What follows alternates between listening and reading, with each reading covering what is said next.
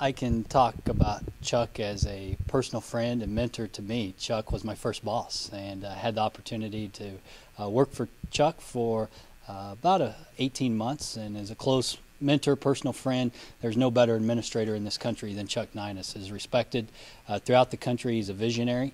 What he had established at the College Football Association, I think, was truly visionary. In the fact, I think we may see that type of association going forward in the intercollegiate athletics sometime in the future. But Chuck's credentials and accomplishments are second to no one in the profession, and he's very close to me and close. We've got to rebuild the trust, and we've been through a very difficult process over the last month, and it's a process that I don't think is finished yet.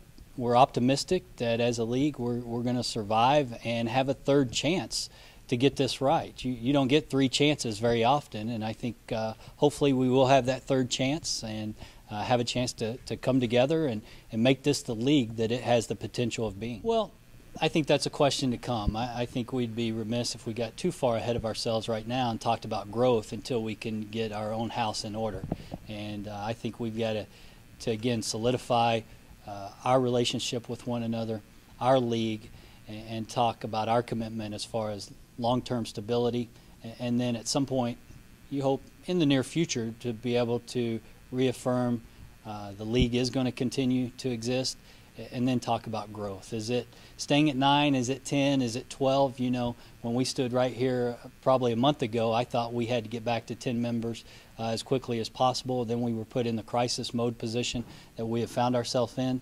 Standing here today, I think 10 is probably the right number, but I think we've got to take our time, be very strategic as we say what's best for us as a league. Is it 10? Is it 12?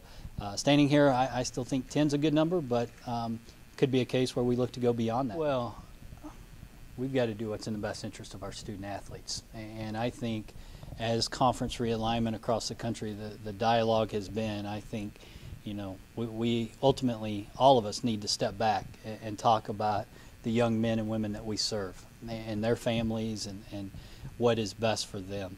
And I think our student athletes have to be first on each of our campuses as we go through these issues.